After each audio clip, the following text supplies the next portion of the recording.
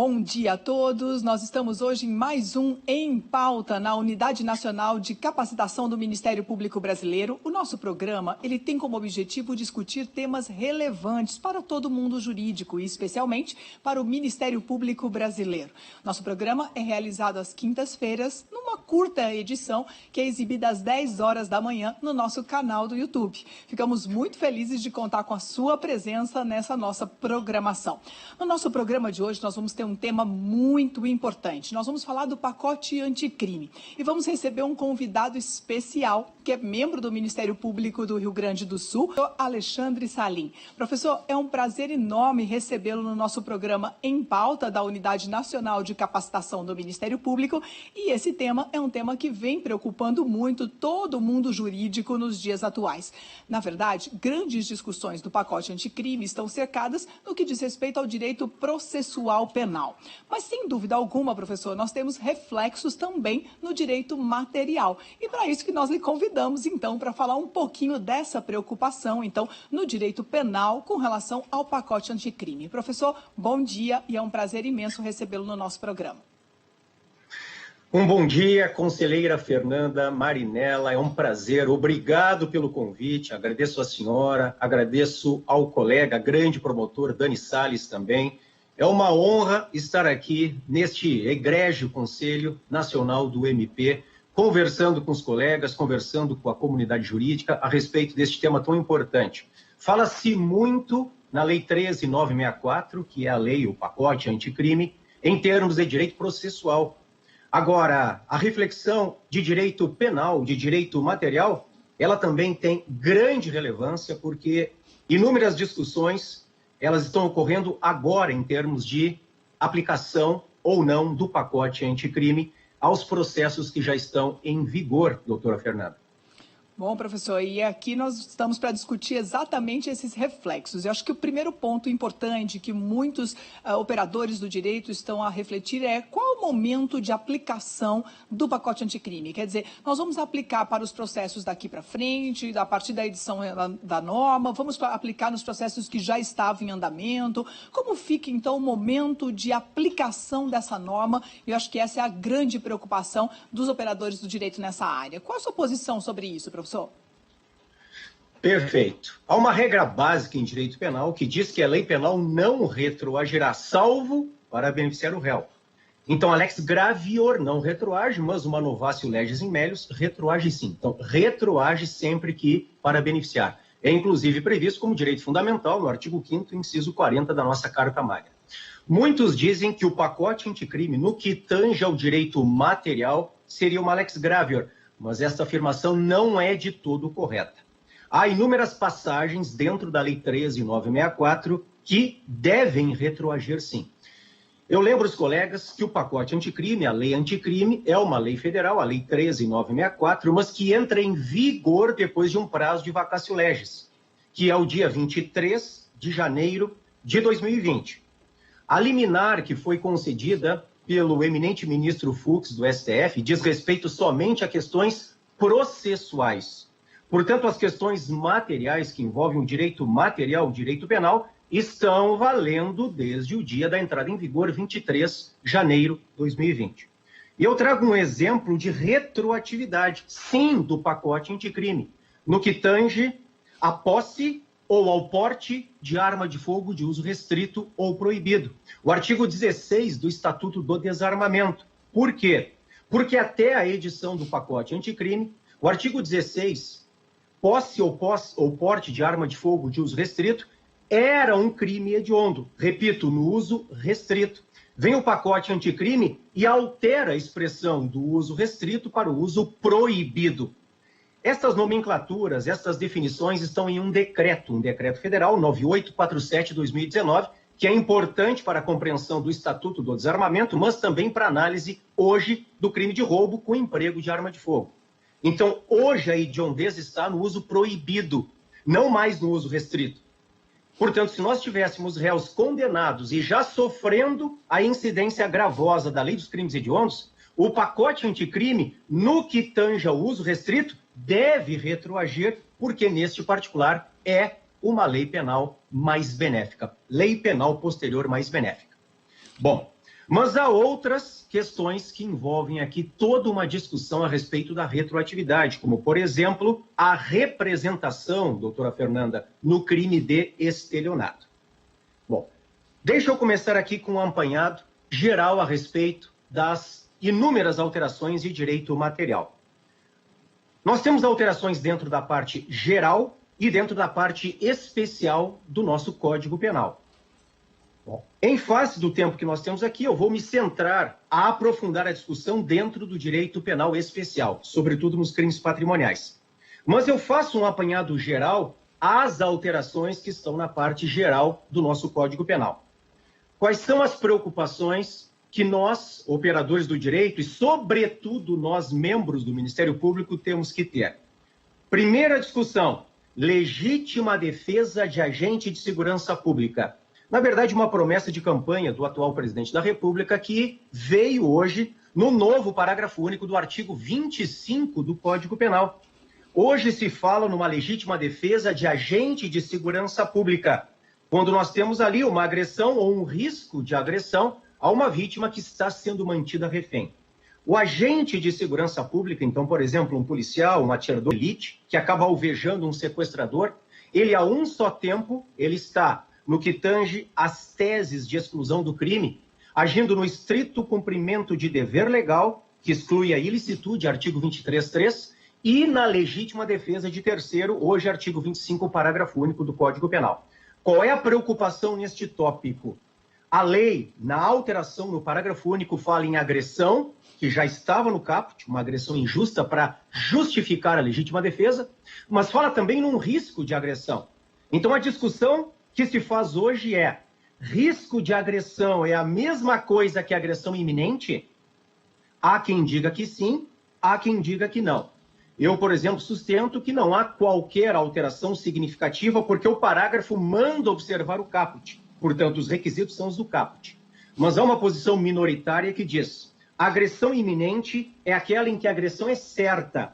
O risco de agressão, que é uma terminologia nova que vem no parágrafo único, traz uma agressão incerta, que pode concretamente ocorrer ou não.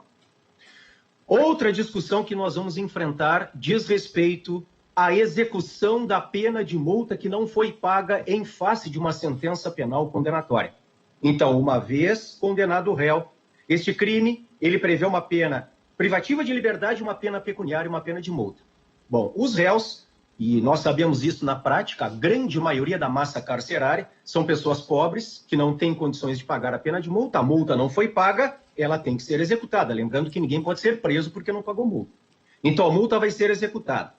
Quem é o legitimado para executar? Nós temos uma súmula do STJ 521 que diz que é exclusiva esta legitimidade do procurador da Fazenda Pública. Mas este entendimento caiu em decisões do plenário do Supremo Tribunal Federal de dezembro de 2018. O principal legitimado para executar a multa que não foi paga é o MP. Somente quando o MP não tomar qualquer providência em 90 dias, chega-se a uma legitimidade subsidiária, que aí sim vem com a Procuradoria da Fazenda Pública. Só que se abre uma outra discussão. Qual é o rito que vai se aplicar na execução? O pacote anticrime, ele altera o artigo 51 do Código Penal e diz: é lá na vara de execuções. Então, quem julga uma multa, uma execução de uma pena de multa que não foi paga, é o juiz da execução penal. Não há nenhuma dúvida sobre isso, porque hoje está na lei, artigo 51, nova redação dada pela lei anticrime. Agora, sobre qual rito? Há quem defenda, é o rito da LEP, a Lei de Execução Penal. Artigos 164 e seguintes da LEP.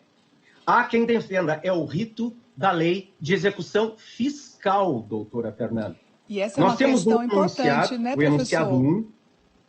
Professor Salim, na verdade, essa é uma questão importante, né, com relação ao rito procedimental para a implementação da cobrança da multa, né? Essa é uma polêmica grande que está dentro do próprio Ministério Público brasileiro. Perfeito. Bom, nós temos alguns enunciados que foram exarados pelo Conselho Nacional de Procuradores Gerais do MP e também pelo Grupo Nacional que representa os centros de apoio dos nossos MPs. Este enunciado, o enunciado 1 sobre o pacote anticrime, diz que nós temos que seguir o rito da Lei 6.830, a Lei de Execução Fiscal, doutora Fernanda. Uma terceira alteração importante, ainda na parte geral, diz respeito ao livramento condicional. O pacote anticrime vai alterar requisitos subjetivos do livramento condicional, então, para a obtenção deste importante benefício, é o novo inciso 3º do artigo 83 do Código Penal. Por exemplo, não pode haver falta grave praticada nos últimos 12 meses. E o pacote anticrime vai alterar o artigo 112 da LEP, a Lei de Execução Penal, no que tange à progressão de regime, dizendo que, quando nós temos um condenado irrecorrível pela prática de crime hediondo ou equiparado com resultado morte, não há mais livramento condicional. A discussão que nós, membros do MP, estamos enfrentando hoje é: isto é constitucional? Porque a discussão, colegas, ela segue a mesma sistemática, a mesma celeuma lá do parágrafo 1º do artigo 2º da Lei dos Crimes Hediondos, quando então o Supremo, por 2 vezes, pelo seu plenário, em controles incidentais, disse que é inconstitucional o parágrafo 1º do artigo 2º da Lei dos Crimes Hediondos. Na sua redação original, dizendo que a pena ela deveria ser cumprida em regime integral fechado. E depois, numa segunda decisão, já com a alteração de 2007, a pena deveria ser cumprida em regime inicial, integral, depois inicial. 2 vezes o Supremo disse: isso é inconstitucional, porque fere, dentre outros princípios, o princípio da individualização da pena. Doutora Fernanda e colegas, esta mesma discussão se está travando hoje, quando o pacote anticrime diz que não é possível livramento condicional para condenados por crimes hediondos ou equiparados com resultado morte. A nova redação do artigo 112 da Lei de Execução Penal. A mesma discussão. Outra discussão que nós estamos enfrentando no momento, colegas, diz respeito ao confisco alargado. O novo artigo 91A do Código Penal. Em algumas situações, doutora Fernanda, conforme os requisitos do artigo 91A novo do Código Penal, nós, membros do MP, já podemos fazer, já no oferecimento da denúncia, uma postulação para perdimento de bens, quando não houver compatibilidade entre o patrimônio que foi declarado pelo réu com aquele patrimônio efetivo que deveria advir dos seus rendimentos lícitos. Então, essa diferença, por exemplo, ele tem um patrimônio de 3 milhões, mas só poderia chegar com o que ele ganha 1 milhão. Essa diferença de 2 milhões, ela pode ser postulada pelo MP para fins de decretação de perdimento. Bom, há um grupo de criminalistas hoje discutindo em sede de STF, com ações declaratórias de inconstitucionalidade, o artigo 91A, dizendo que isto representa uma pena de confisco de bens sem justa causa.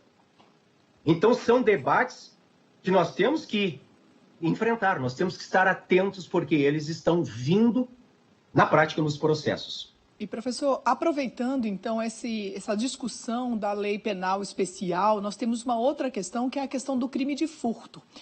Há um entendimento de que o crime de furto teria ganhado um novo patamar e teria se tornado, então, um crime hediondo a partir do pacote anticrime. A sua posição sobre essa situação, qual é o entendimento que o senhor vem colocando, então, a respeito dessa compreensão do crime, então?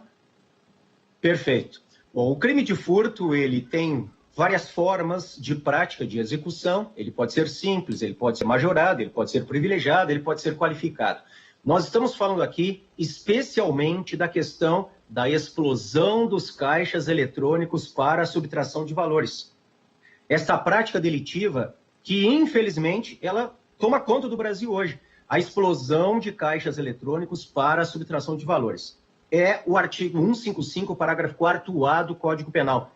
Esta figura, e somente esta, hoje tem natureza hedionda.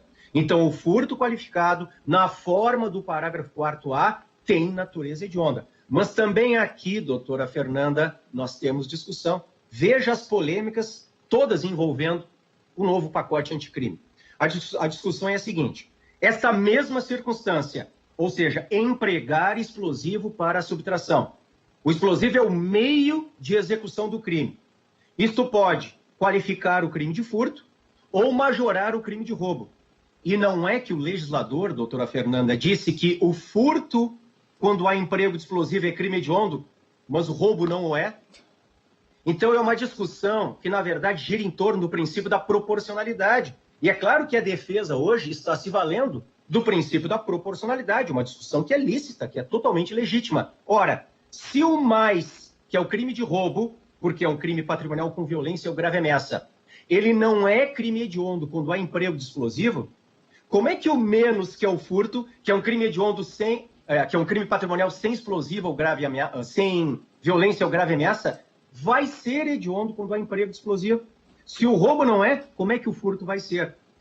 Mas sim, o pacote anticrime, ele diz hoje que o furto, quando há emprego de explosivos, é crime hediondo. Agora, a discussão gira em torno da proporcionalidade. Aproveitando os crimes patrimoniais... Pois não. E nesse sentido, professor, é possível que a jurisprudência venha a se consolidar no sentido de compreender a aplicação da pena mais branda, efetivamente, porque em razão da desconfiguração que acabou se causando em razão do crime de roubo. Acho que a grande questão é a colcha de retalhos que o nosso ordenamento jurídico vai virando, né? Cada mudança dessa e que não há um cuidado, não há um estudo com relação a toda a compreensão do código, ele acaba gerando algumas discrepâncias, algumas desproporções no que diz respeito a alguns crimes. Por isso a importância, né, de se fazer um estudo de todo o código na alteração de um tamanho ou de uma abrangência como foi o pacote anticrime, não é, professor? Então acho que essa é uma grande preocupação. Perfeito, perfeito. A interpretação ela tem que ser sistemática sempre, colegas. Ou seja, a compreensão do sistema como um todo. Um todo perfeito e acabado, que não pode estar em contradição com ele mesmo. Eu cito um exemplo, pelo que a doutora Fernanda trouxe aqui, do que aconteceu lá atrás em relação justamente a furto e roubo, quando nós tínhamos uma causa especial que aumentava a pena, que é o concurso de pessoas. No caso do furto, crime patrimonial sem violência ou grave ameaça, o concurso de pessoas dobra a pena. A pena, na forma simples, é 1-4, concurso de pessoas 2-8. Agora, lá no roubo, que é um crime mais grave, porque é patrimonial com violência ou grave ameaça, essa mesma circunstância, concurso de pessoas, aumenta a pena, ela majora a pena de 1/3 à metade. O aumento é menor no roubo do que no furto. E aí muitos tribunais de justiça, acolhendo teses defensivas, acabaram, numa época, aplicando o aumento do roubo no furto. Uma verdadeira lex tercia, uma combinação de leis penais. Só que isso, veja, faz com que o nosso juiz se torne legislador. Porque o juiz, ele constrói uma terceira lei. Pega uma parte da lei 1 com uma parte da lei 2 e constrói a lei 3. Ele está legislando o que é inconstitucional. Tanto é que o STJ teve que vir e editar a súmula 442, dizendo que não pode. O aumento do furto é para o furto e o aumento do roubo é para o roubo. E essa é uma preocupação, professor, só para lhe interromper mais uma vez, é uma preocupação com relação à segurança jurídica, né? Uma norma como essa, ela vem, na verdade, para contribuir no combate ao crime no país. A ideia, na verdade, é que a gente estabeleça mais segurança jurídica. Então, essas alterações que acabam gerando essas discrepâncias ou essas divergências, acaba gerando uma insegurança jurídica para o objetivo que se quer, que é combater o crime. Então, cada juiz vai defender, ou vai definir, vai decidir de uma forma diferente. E aí vem a preocupação com relação ao ativismo judicial, vem a preocupação com termos regras diferentes em regiões diferentes do país, né? Cada tribunal, cada juiz entendendo de uma forma diferente. E isso compromete, na verdade, todo o ordenamento jurídico. Perfeito, concordo plenamente com a senhora, porque vira uma loteria, né?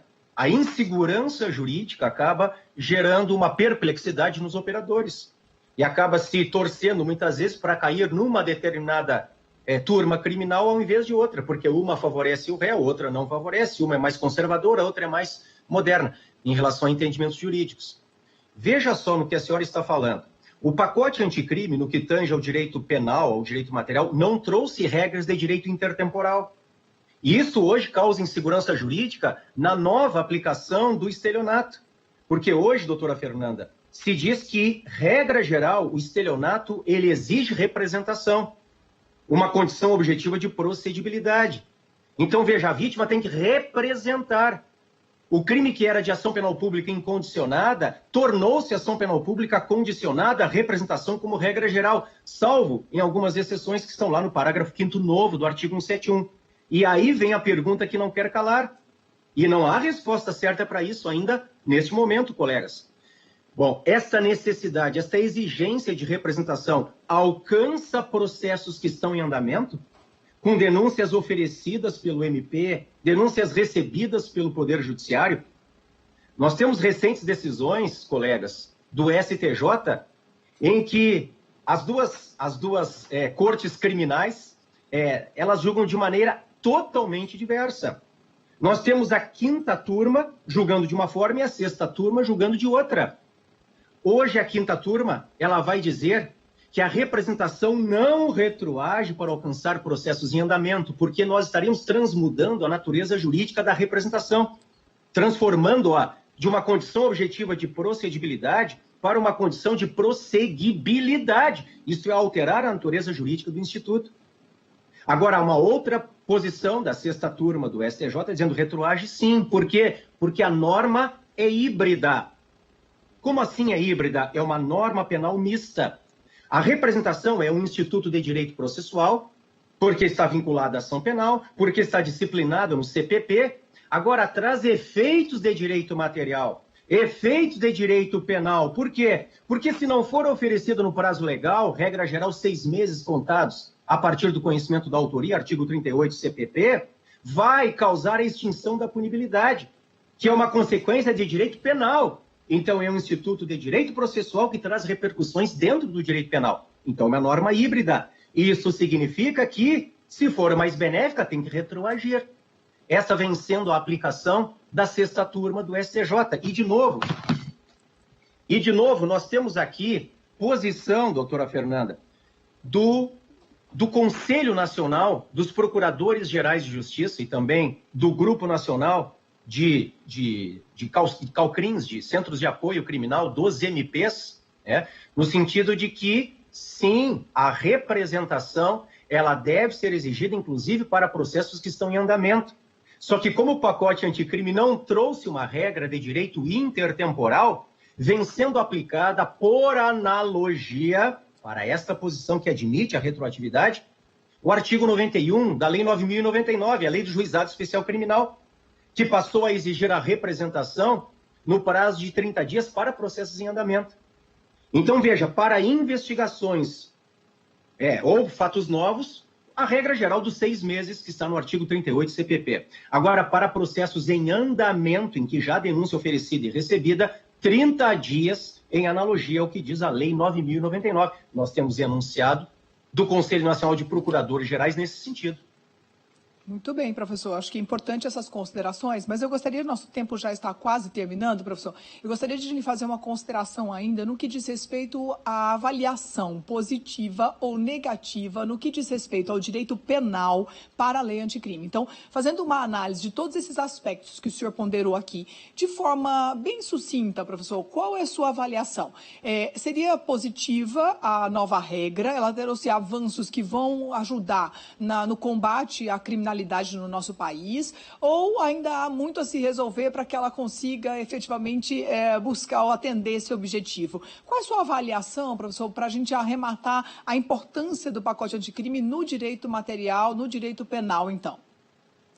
Perfeito. A minha análise é positiva, é muito positiva. Tá? Regra geral, dentro do direito penal, o pacote anticrime ele é muito positivo. Eu vou elencar aqui, a senhora e aos colegas, 3 aspectos que me fazem chegar a esta conclusão. O primeiro aspecto, respeita-se hoje uma proporcionalidade no que tange à progressão de regime. Porque antes, doutora Fernanda, para a progressão de regime, no requisito objetivo de cumprimento de pena, era 1/6. E depois 2 ou 3/5 para hediondos ou equiparados. Mas veja, para crime não hediondo, não equiparado, tanto faz se com violência, com grave ameaça, primário ou reincidente, era 1/6. Isso fere a proporcionalidade. Hoje não. Hoje nós começamos em 16% e podemos chegar a 70%. Então, sim, é muito salutar. Uma segunda questão que me parece muito importante é a suspensão da prescrição quando nós temos embargos declaratórios ou recursos aos tribunais superiores que são manifestamente inadmissíveis. Porque muitas vezes os embargos declaratórios vinham sendo usados como forma protelatória para alcançar a prescrição. O uso abusivo desses recursos para alcançar a prescrição era tão grande, era tão forte, que a jurisprudência do STF teve que chegar a determinar que depois dos segundos embargos declaratórios protelatórios, a turma deveria certificar o trânsito em julgado antes de dar nova vista para a defesa. E em terceiro lugar, que me parece muito salutar também, a reinclusão ao crime de roubo da majorante do emprego de arma branca. De forma estatística, os estudiosos da violência nos mostram que grande parte dos assaltos no Brasil são praticados com facas, com armas brancas. E em 2018, de forma absolutamente inexplicável, o legislador havia retirado a majorante do emprego de arma branca do crime de roubo, do assalto. Então, veja, isto hoje é reinserido pelo novo inciso 7º do parágrafo 2º do artigo 157, pelo pacote anticrime, doutora Fernanda. Bom, professor, acho que é importante suas avaliações. Eu gostaria mais uma vez de agradecer a sua participação no nosso programa Em Pauta de hoje e lhe passo a palavra mais uma vez para suas considerações finais, professor. Muito bem, então muito obrigado pelo convite. Realmente eu estou honrado de estar aqui neste egrégio CNMP. Obrigado, doutora Fernanda, pelo convite. Obrigado, meu querido amigo promotor Dani Salles, pelo convite, tá? São discussões importantes, são discussões atuais e são discussões necessárias para o nosso trabalho de membros do Ministério Público. Nós temos que acompanhar essas discussões, porque elas, ou hoje ou amanhã, estarão nos nossos processos durante a nossa vida prática dentro do MP. Muito obrigado. E, professor, sem dúvida alguma, suas contribuições hoje foram indispensáveis para que os membros do Ministério Público e todos os atores, todos aqueles que participam na aplicação do ordenamento jurídico, possam superar essas dificuldades que vêm da aplicação de uma nova lei. Então, mais uma vez, nós gostaríamos, a Unidade Nacional de Capacitação do Ministério Público Brasileiro, gostaria de agradecer a sua participação, a sua contribuição jurídica para o debate. E, é claro, o assunto não para por aqui, professor? Vamos ter que lhe convidar em outras oportunidades para avançar ainda mais nesse debate com relação ao pacote anticrime. Então, muito obrigada pela sua presença, muito obrigada pelas contribuições a todos os operadores do direito. Obrigada mais uma vez. A Unidade Nacional de Capacitação do Ministério Público realiza hoje mais uma edição do programa Em Pauta. Lembre-se que o nosso programa ele é realizado em curtas edições semanais, às 10 horas da manhã, nas quintas-feiras. Acompanhe conosco o nosso próximo programa, também vai discutir temas importantes, as mudanças recentes, então, no direito processual brasileiro. Conto com a sua presença e acompanhe a nossa próxima edição. Gostaria, nessa oportunidade, de agradecer a toda a equipe da Unidade Nacional de Capacitação, em nome do nosso membro auxiliar do Ministério Público, Dani Salles. Agradecer a toda a equipe de imprensa, a toda a equipe de TI e a todos os atores aqui, organizadores no Conselho Nacional do Ministério Público. Obrigada a todos, um bom final de semana e até a nossa próxima oportunidade. Até mais.